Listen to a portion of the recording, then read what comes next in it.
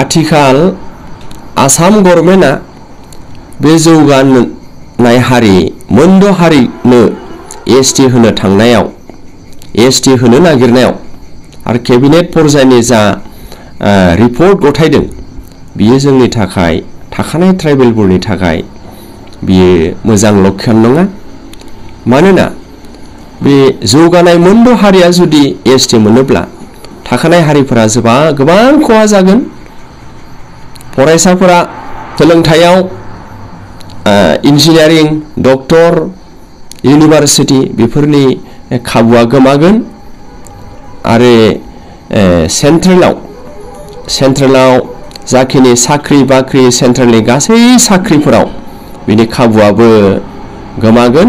लोगोसे बे जौगानाय हारिफोरा मोनफ्रोमबो जोंनि थाखानाय खाबुफोरखौ बिथांमोनहा लानो सुजुग सुबिदा मोनगोन।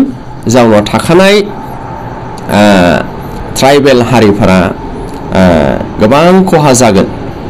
जेरै राजखान्थियावबो खहा जागोन, रांखान्थियावबो खहा जागोन आरो फैयै फैयै समाजारि बिथिङावबो खहा जागोन बे रोखा।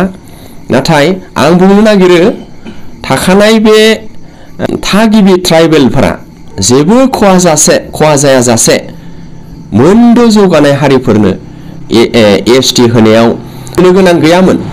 नाथाय बेखौ मा रोखोमै रानखाय सिखाय खालामो आरो थाखानाय हारिफोरनि जेबो खहा जायाजासे मा रोखोमै सुजुग सुबिदा होयो बे जोबोद गोथौयै साननो गोनां।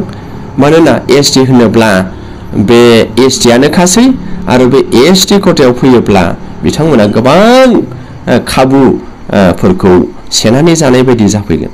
काउन्सिला बेखौ एनअसि हरनाया जोंनि थाखाय जोबोद दुखु गोनां जादों।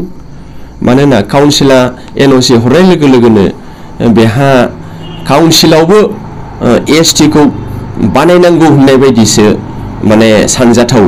ओंखायनो काउन्सिला बेखौ एनअसि होनो नाङामोन। मोनफ्रोमथिंबो साननानैसो बेखौ बिसोरनो मा खाबु होनाय जायो मा खाबु होनाय जाया बेखिनिखौसो बिथाङा सावरायलायनानै समाधान खालामनांगौमोन आरो।